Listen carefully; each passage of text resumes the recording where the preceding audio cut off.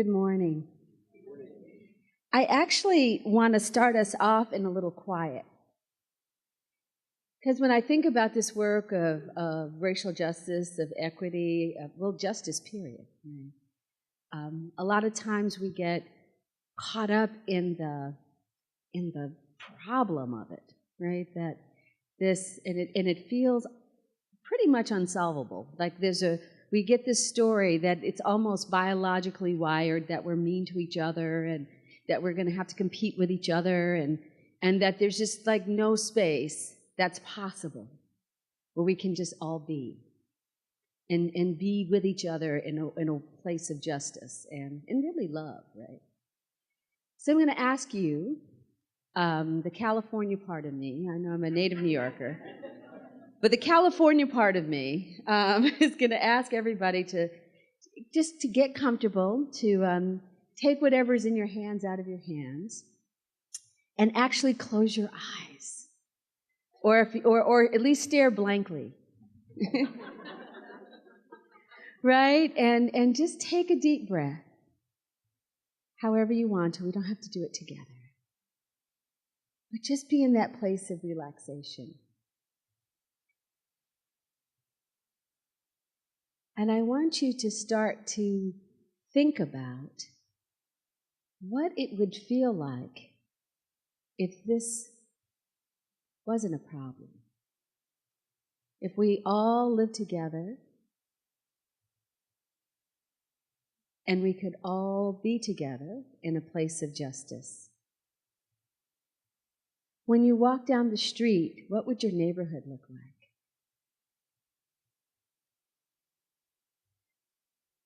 What would the schools look like?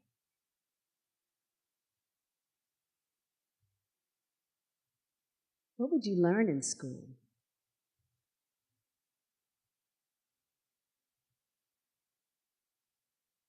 Who would be teachers? Who would be doctors? Who would be the people who sweep the streets and clean up? And how would each one of those be treated?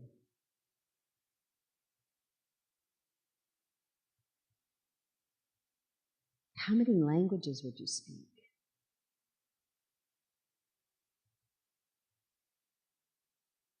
What would you be free to do that you're not free to do right now?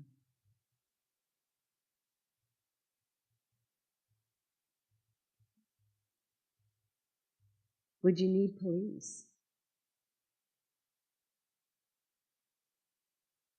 How would we protect each other and take care of each other?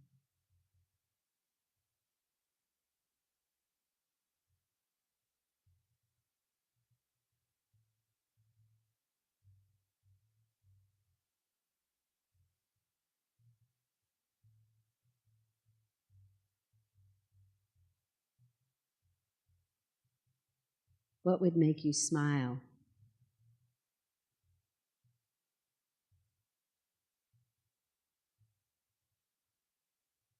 And when you got into an elevator with people you didn't know, would you talk to them and ask them how their day was going?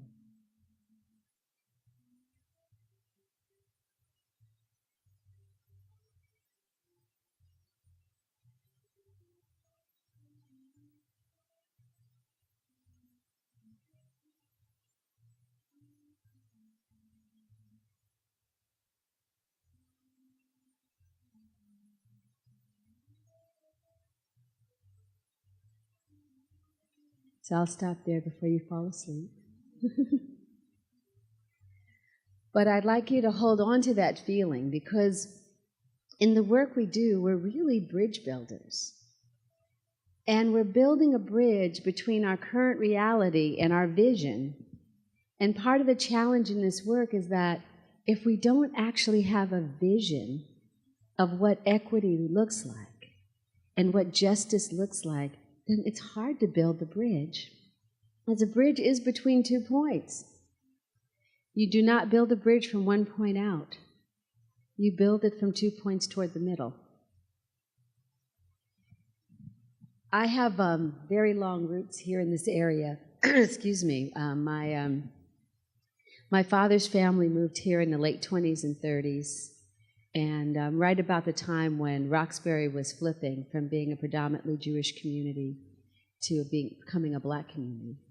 And in fact, I have a girlfriend that a longtime colleague whose family was from Roxbury during the Jewish time, and they actually every year have a bus tour where they have like a bunch of old Jewish women who get on a bus and ride through Roxbury and point to all the houses where their family used to be. So it's like, it's a neighborhood, you know, that's obviously been through its change. And my dad is, and those of you who are New Englanders know that kind of tough crustiness that some people can have, not everybody, but some people. And he is both an engineer and a Baptist minister, which means he thinks he knows everything. Everything there is to know. In fact, he signs his text messages now that he can text. That just started 6 months ago. G-O-D for good old dad. I kid you not. If you want later, I will show you. So you just have a sense of what I'm working with here.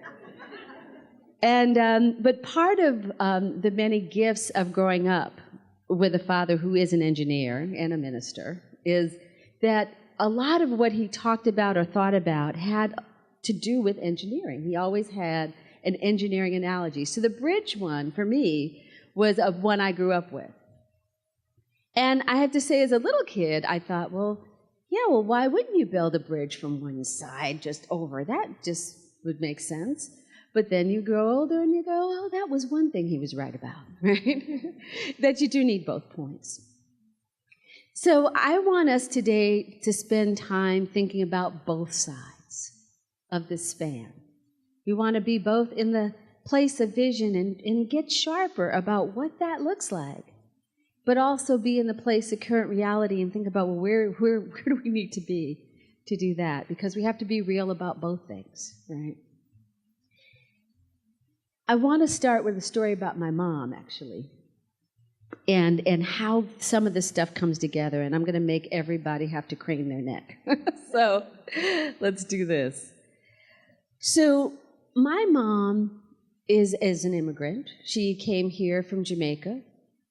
I guess now about 60 years ago. No, more than that. About 70 years ago. And she had a very interesting history. She was always super smart and loved books. We always had lots of books. But for a whole series of reasons, she was not able to go to college until after we all went to college as kids. And so by the time my mom turned 70, she actually just got her PhD, which was something she always wanted to do and was very excited about. And she was if some of you are familiar with sort of that West Indian hustle push, man, you know that she was very, very aggressive about what her children should do. So I think my father is part of it, but my mom is also a big part of how I got to be where I am today.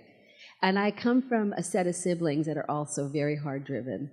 I have a brother who's a famous historian who's written books and won awards. I have a sister whose novel just won an award. We're just like, it's hardcore. So, and my mom's the kind of person who will call you up and go, well, I always thought you'd write a book before your brother did. Right. Right. So, this is a multicultural thing, right? And actually, the funny thing about it is her great-grandfather was a rabbi, which is a whole other story. So we get it. I get it from all directions, right? But I tell this story to actually fast forward 5 years ago. My mom has a stroke. And stroke is an interesting thing in terms of the treatment and how it works, because the treatment of a stroke is to take you back to what you were. So that requires the healthcare professionals, your team, to actually recognize the person in the bed. and take them back to who they were. That's how it works. So my mom, if you look at her from the lens of the typical, all you might see, especially if she can't speak, right, or speak that well at that moment, is a little brown woman with gray hair. And so, us being hard-driven siblings who are everything the doctor's saying, we're Googling, we're online, we're like intense, we're there, we're 24/7 in the hospital. And they're laying out a rehab treatment that's like she's going to learn how to tie her shoes, and she's going to know how to cook, and she's going to know how to put her clothes on, and she's going to know how to comb her hair. But this woman who had struggled and fought to become a college professor, who had actually before the stroke had moved from being a lecturer to an associate professor in her 70s, who got her PhD, that's a big deal. But none of the treatment that they had planned for her had anything to do with her intellect. They weren't going to teach her how to, for her to relearn how to use her computer. And so, as my sister and I were sitting in with the team and they were explaining about this whole thing, we were like, well, wait a minute. What about this other part of her? And they said, well, what is she? And we said, well, she's a college professor at UC Berkeley. And they were like, oh, we've got to change the treatment plan. So this is just a small example of how this works, right?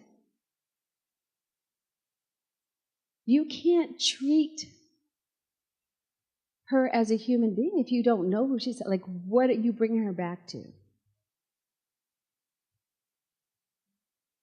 And so this story of how this works, like how she ended up with a stroke in the first place, is a story about culture and comfort and how food is structured. We have this crazy Jim Crow food system, right, that has this sort of 3 layers. Right? We have the concierge level, right, where those of us with money, we go in these awesome stores, and they're like food cathedrals, right? They're just, wow, it's like the lights are beautiful, everything is gorgeous. It's like the whatever Whole Foods, sometimes, and some Whole Foods actually are kind of falling off. You have your ghetto Whole Foods now, right? And you're like, wow, you were the one that got the urban grant. Okay. And then you have this middle part where most of us go, right? It's kind of like your Safeway or your Stop and Shop. And it ranges. There's like the ghetto Stop and Shop in Grove Hall, and then there's like the upscale Stop and Shop, depending on what, I know, right? I live here, right? And then we have this bottom tier, right? That's the liquidators, right? The 99-cent stores, all of that, right? Where more and more of our people are getting food, and then the food banks, which are getting less food because now stores can resell their spoiled food or their expired food to these liquidators, right? And so that shapes what we eat and how we eat and how much sodium, or whether they're properly labeled, or what we have access to, right? Fresh versus frozen versus canned versus, because if we have a supermarket, so-called supermarket, that only has what's resold, then that shapes it. And that shapes our probability that we will have stroke one day. So that's part of the story, right? And then we have the story of the care team. And they're not bad people, right?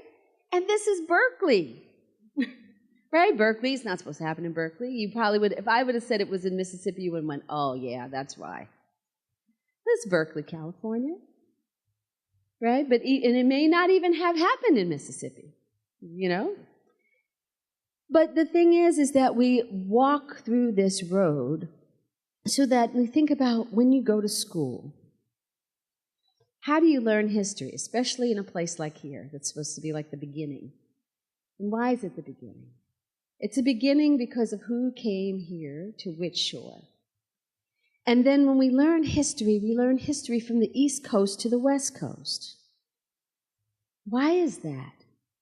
Who are we following?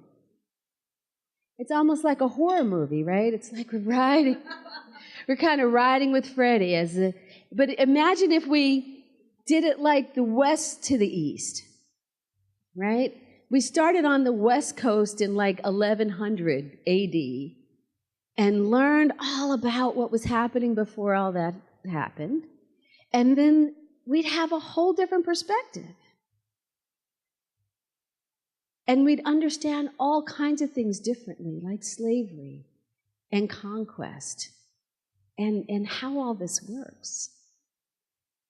But that's the beginning, that's our initiation from our very, very small selves walking into kindergarten. We learn who matters. And these are structural. It's like we all go through this Play-Doh fun factory, right? And we come out a little bit crazy. Some people benefit greatly, most of us not that much, but benefit more than others, right? And then it all adds up so that when you are a nurse and a doctor and a cardiologist, you look at a brown woman in a bed and you can't see a college professor. It doesn't even cross your mind to ask who she is. And you're tasked with treating her. And treating her in a protocol that requires you to know what her normal is. And this happens every day, right? I have a child with sickle cell trait who is symptomatic like sickle cell. And he is constantly having to explain to people in the hospital that he is not a drug addict. Why would they think that? You know? So it's like perception is shaped by all of this. So what do? How do we go from this part of the span to the other part of the span? So it's more than a healthcare protocol, right? Because we have lots of healthcare protocols that require that people are treated the same, that they get the same set of tests. It doesn't always happen, but it's supposed to happen, right? That's one way we try to solve the problem, but it's so small, right, comparatively speaking. So what is it that we want to do? So one of the things that we want to do is, when we're thinking about health equity and we're thinking about racism, we have to pull the camera lens back and think a little bit about, well, what are the systems that intersect that bring us here? And if we're going to address these issues, then we have to play a role in how K through 12 in college education looks. That when ethnic studies gets banned, that actually shapes health equity. Because how are you going to learn and understand other people if you never learn about them? Right? It just doesn't happen from experience. And Lord knows, if you're doing this watching BET or Telemundo or something, you're going to have a really warped view of other people, right? And sometimes I hear people actually talk as if that's their whole basis of their information. Like, no, don't do that. So how do we do that? So we have to think about, well, what's this relationship? How are those fights our fights? How do we think about reshaping education in a way where we can learn to see each other as human beings with histories that matter? What does medical education look like? How do we understand histories and embodied history? So what does that really mean, embodied history, in the context of education? And then what becomes our new normal? How do we imagine, like when you all had your eyes closed, I don't think anybody imagined anyone sick or broken I think we all imagine sort of happy people engaged. So what's our understanding of the intersection of culture and home with all of that? How do we, what does that, how do we do that? You know what? I had to make sure mine was silenced too, because I have such cool phone rings. It's just like, y'all would have been dancing. It would have just been a mess. So I want to just say a couple of other things around this vision piece. We are challenged. That's the word. It's a challenge. We are challenged with some big problems right now that are really public health problems that we're often made to feel like they are criminal justice problems, right? Or So we have a problem with policing. We just do, right? And it's a public health problem. It's a public health problem from the point of people who are killed, children, people's children who are killed, and police who, there's no way, what we know about violence and what it does to your spirit, what it does psychologically, that there's no way you could commit those kinds of acts and it not have an impact. Like this is a problem that's affecting every single party involved.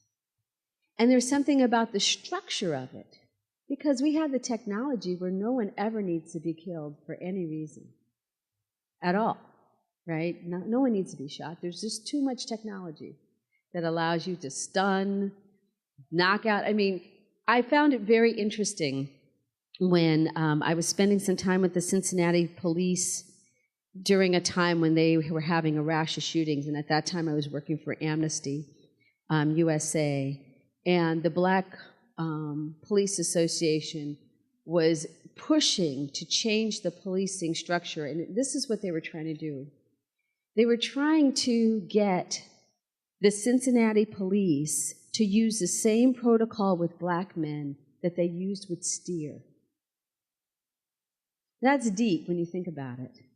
Because, Cincinnati has a lot of slaughterhouses. That meat's important to them. So when the steer get out, they don't shoot the steer because they don't want to damage the property. And so they were saying, look, we got a protocol. There's no reason to kill anybody. We could use the steer protocol. And you think about, wow, that's so deep. That you have to fight to get treated as well as a quote-unquote animal. Now, I'm not trying to be a speciesist. I don't eat meat. I actually don't eat meat. But I'm just saying, that's a lot, right? That's a lot. So you think about structurally that vision of, as a public health task, is that we can help more folks survive with an approach to policing that all humans are valuable and matter, right? That, that no more guns. We're going to only have tasers. We're only going to have, instead of bullets, we'll have, pellets that knock you out or whatever that is, right? We can reimagine that. We can think about, imagine a school that before you started school, parents would come in with their kids and they would get an interview. And you would actually sit down with that family and be like, so what's going on? What do you need? How does Trayvon learn? Does he like to learn with his body? Is he like really wiggly, or is he somebody who likes to sit and read in a corner and is really into that? Like, can you imagine if we had like an individual learning plan for every kid that came to school? And that each child would say, you know what, you're really precious, you're really important. We want to make sure you go from kindergarten to the 12th grade and have the most fun and the most engagement And you're going to be healthy, and your family's going to be healthy. And that's our commitment to you as our community contract. Imagine how that changes the game. That's like a whole different thing. And we have these institutions that anchor our lives and radiate out and have huge impacts. But a lot of times when we're having conversations about equity and health equity, we don't really think about those institutions in that way. But they're really critical, right? And so I want to start to close by saying this, that part of the concrete work that we can do right now where we are is to really take stock of how our institutions interact to create either this sort of web of inequity and injustice, or can link together in a completely different, creative, awesome way to support us as a community, right? To come together and live differently, be differently, to see each other differently, to produce different kinds of human beings on the other side.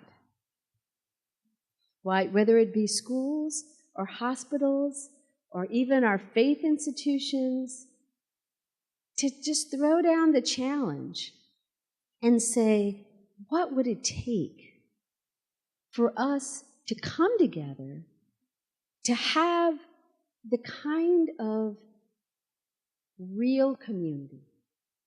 We could really look at each other and really enjoy each other and really engage each other where everybody mattered, and that if I didn't understand something, I would just ask you.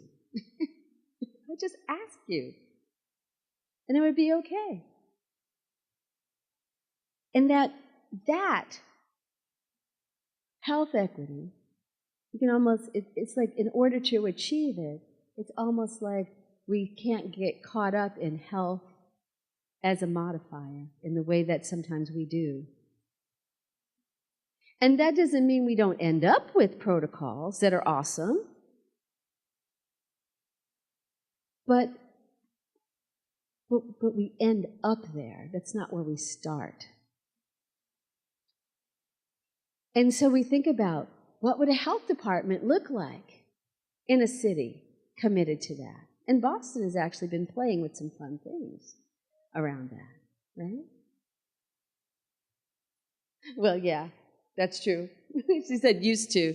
But we're going to bring it back. We're going to bring it back like platform shoes, but more ergonomically correct. Right? Maybe. Some people are like,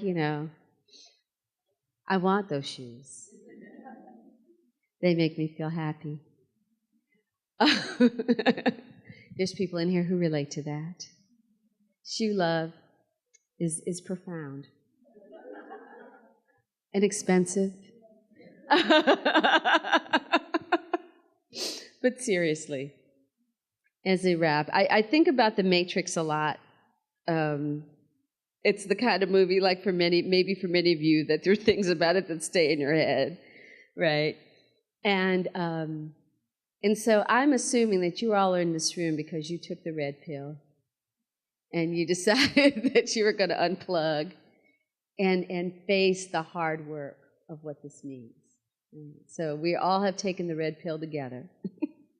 We're all here, we're all unplugged, we're all ready to go. And I'm here to say, as we start this actual conversation, that as hard as it seems, as difficult as it seems at times, this work is not only possible, doable, achievable, but we all know it's necessary. And we all know that each step we take, it's going to just feel more and more awesome as we get closer, because it's just better. It's just better. It's just better together. We are just better together. We are designed as human beings to be better together. And I'm not saying, this is not like pro-marriage or anything like that. Don't get it twisted. I'm just saying, as a society, we're better together. We're better connected. And the thing about it is, that sense of separation and that sense of inequality, it hurts us all. Because it's like not having a limb, or that we all matter. And if you don't feel like that, then I think you're in denial. So we can do this, right? Can we do this? All right.